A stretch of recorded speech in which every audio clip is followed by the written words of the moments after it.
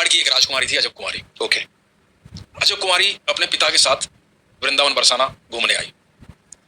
घूमते घूमते पहुंची गिरिराज जी। श्रीनाथ जी के दर्शन किए। दर्शन करके पागल हो गई, वो मोहित हो गई। ऐसे अद्भुत दर्शन, ऐसे अद्भुत ठाकुर जी उसने कभी नहीं देखे। दीवानी हो गई उनकी। अब क्योंकि वो तो घूमने आई थी, मेवाड़ वापस जाना था पिता के साथ। वो वापस जाने लगी। जैसे जैसे वो मेवाड़ की तरफ बढ़ने लगी ना, उसे लगा कि मेरा कुछ सब कुछ छूट रहा है यहाँ पे, मैं यहां से जा ही नहीं सकती, सब कुछ छूट गया है यहाँ। और उसके अंदर विरह की भावना उत्पन्न हुई। वो ऐसी भावना उत्पन्न हुई कि वो अपने राज्य में जाकर के, मेवाड़ जाकर के बीमार पड़ गई। अब राजा थे वो तो, उनके पिता। बड़े वैद्य बुलाए, हकीम बुलाए। अब वो इलाज करें, कोई इलाज ही नहीं हो रहा। तबीयत खराब, क्योंकि विरह में है। अब उस विरह को कौन समझे? वो तो वही समझती थी। बिल्कुल। तो उसने बताया अपने पिता को कि मुझे ठाकुर जी की याद आ रही है, मुझे ब्रिज जाना है, ठाकुर जी के पास जाना है। तो पिता ने कहा कि ठीक है बेटा, लेकिन कुछ दिन के लिए भेज सकता हूं तेरे को, 10-15 दिन के लिए, 20 दिन के लिए होया, रहना नहीं है वहां। बोले ठीक है। 15-20 दिन की परमिशन मिली, वो वहां आ गई दोबारा से। अब जो यहां आई, वो गई श्रीनाथ जी के दर्शन करूं। अब हर समय, हर पल, हर क्षण वहीं श्रीनाथ जी के सामने खड़ी रहती, ठाकुर जी को निहारती रहती, प्रेम में पागल आंखों से अश्रु बहते रहते। अद्भुत प्रेम जागृत हो रहा है। अब उसको लगा कि मैं क्या ऐसा करूं कि मैं यहीं ठाकुर जी के पास है। तो गोस्वामियों से पूछा कि भाई मुझे भी कुछ सेवा दे दो, आप सब सेवा करते हो, मुझे भी कुछ ऐसा बता दो, मैं यहीं रहूं ठाकुर जी के पास, मैं इन्हें देखते रहना चाहती हूँ। तो गोस्वामी ने बोला कि भाई ठाकुर जी की सेवा तो सारे गोस्वामी करते हैं, तो तुम एक काम करो, जो तुम्हारे मन में आए वो सेवा कर लो। तुम्हें अच्छा गाना आता है तो भजन सुना दो ठाकुर जी को, नृत्य आता है तो नृत्य कर दो, जो तुम्हें आता है ना वो कर दो, वही सेवा है ठाकुर जी। तो अब क्योंकि ये तो राजसी परिवार की थी, तो इसको चौसर खेलनी आती थी, चौपड़। तो इसने कहा मुझे तो चौसर खेलनी आती, तो मैं तो ठाकुर जी के साथ चौसर खेलूंगी। तो ये ठाकुर जी के साथ चौसर खेलनी शुरू हो गई।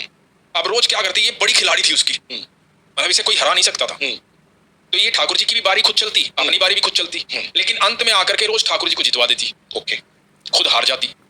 और धीरे धीरे ऐसा होने लगा कि जब ये ठाकुर जी को जितवाती, तो वो जो विग्रह था श्रीनाथ जी का, उनकी मुस्कुराहट दिखाई देती थी।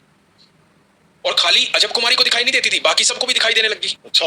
और उनकी दंतावली दिखाई देने लगी, उनके दांत दिखाई देने लगे। तो दिखती थी। हाँ। सब हैरान हो गए कि यार श्रीनाथ जी के दांत दिख रहे हैं, विग्रह के दांत दिख रहे हैं।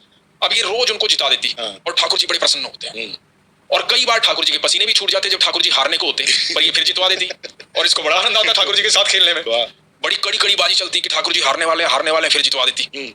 तो ठाकुर जी को घबराते हुए भी देखती और ठाकुर जी को मुस्कुराते हुए भी देखती। बड़ा आनंद से समय व्यतीत हो रहा था। अब इसका बुलावा आ गया। जो साथ आए थे उन्होंने कहा कि पिताजी ने बुलाया, आपकी छुट्टियां पूरी हुई, अब अपने राज्य चले। तो इसने कहा कि जाने से पहले एक बारी और खेलूंगी। अच्छा। तो बोले कि ठीक है। अभी एक चौपड़ और बिछाई। आज इसको बड़ा गुस्सा आया हुआ था, क्योंकि इसको जाना है। इसने सोचा आज मैं ठाकुर जी को नहीं जिताऊंगी। अच्छा। आज मैं खुद जीतूंगी। ये खेलने लगी। ये जैसे जैसे खेलने लगी, खिलाड़ी तो बड़ी थी। इधर ये ऐसी ऐसी चाल चल रही थी कि ठाकुर जी निरंतर हार रहे थे, ठाकुर जी के पसीने छूट रहे थे, ठाकुर जी का चेहरा उदास हो रहा था। इससे बर्दाश्त नहीं हुआ कि मेरे ठाकुर जी ऐसे कैसे हो सकते हैं। जब बिल्कुल ये अंतिम पड़ाव में आ रही थी, इसने ठाकुर जी को जितवा दिया। खुद जीतना चाहती थी, लेकिन ठाकुर जी को जितवा दिया। जैसे ही ठाकुर जी को जितवाया, इसकी आंखों में अश्रु थे। ठाकुर जी के चेहरे पर मुस्कुराहट आई, और ये उठकर जाने लगी, ये कह के कि आज मैं जा रही हूं।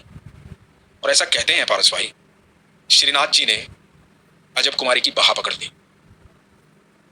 वो जो विग्रह था, श्रीनाथ जी ने बाह पकड़ ली और बोले कि मैं तुझसे प्रसन्न हूं।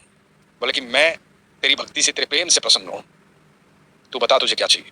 अजब कुमारी की आंखों में आंसू आ रहे हैं, शरीर कांप रहा है, ठाकुर जी को निहार रही है, होठ कांप रहे हैं। ठाकुर जी कह रहे हैं कि बता क्या चाहिए।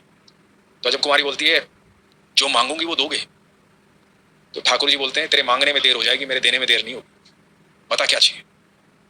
तो बोलती कि आज मैं जा रही हूं, यदि सच में कुछ देना चाहते हो ना, तो हमेशा के लिए मेवाड़ आ जाओ, ताकि मैं रोज दर्शन कर पाऊं। अच्छा। तो आप सोचो, ठाकुर जी ने लीला रची कि मुगल आए, डिस्टर्ब करें, और मैं यहां से नाथ द्वारा जाऊं। किसकी हिम्मत जो हमारे ठाकुर को हिला दे, ना किसकी हिम्मत जो ठाकुर जी को हिला दे। तो ठाकुर जी अजब कुमारी के लिए मेवाड़ में जाकर के वहां पर स्थापित नाथ द्वारा। और आपको प्रभु जो है ना, प्रेम जो है ना प्रभु का, वो प्रेम अद्भुत है। प्रेम अद्भुत है। श्रीनाथ जी वहां पहुंचे। फिर आपको एक और बात बताता हूँ, ये बड़ी अद्भुत बात है। बताते चलो, मैं तो सुनूं आज। श्रीनाथ जी से जुड़ी हुई अब इधर मुगलों में औरंगजेब को ये पता लगा कि एक विग्रह ठाकुर जी का वो मेवाड़ पहुंच गया। तो औरंगजेब को आया क्रोध। औरंगजेब ने देखा कि ये कैसे पहुंच गया, मैंने तो हमला करवाया था।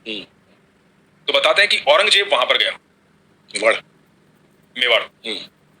और जब औरंगजेब मंदिर के अंदर घुसा था, आज भी हवेली में है ठाकुर जी वहां, मंदिर के अंदर जब घुसा था तो औरंगजेब आंखों से अंधा हो गया था, इतना प्रकाश था वहां। ऐसा बताते हैं कि इतना प्रकाश हो गया था कि वो देख नहीं पाया, सह नहीं पाया, वो अंधा हो गया। तो औरंगजेब की जो मां थी, जब उसको पता लगा तो ठाकुर जी से माफी मांगने गई। ठाकुर जी के लिए उपहार स्वरूप एक हीरा लेके गई जो श्रीनाथ जी की थोड़ी में लगा हुआ। अच्छा, हाँ। तो वो जो थोड़ी में लगा हुआ हीरा है, हाँ। वो औरंगजेब की मां लेके गई थी श्रीनाथ जी के लिए। वो जो आज भी हीरा हम देखते हैं ठाकुर जी की थोड़ी में लगा हुआ है, तो वो हीरा औरंगजेब की मां लेके गई थी माफी मांगने के लिए कि मेरे बेटे की आंखें वापस दे दे, मेरे बेटे को ठीक कर दे। और कहा जाता है कि औरंगजेब ने अपनी दाढ़ी से पूरे प्रांगण में झाड़ू लगाई थी श्रीनाथ जी की। औरंगजेब सिर्फ एक ही जगह जाके झुका था, वो ठाकुर जी के सामने। क्या बात है।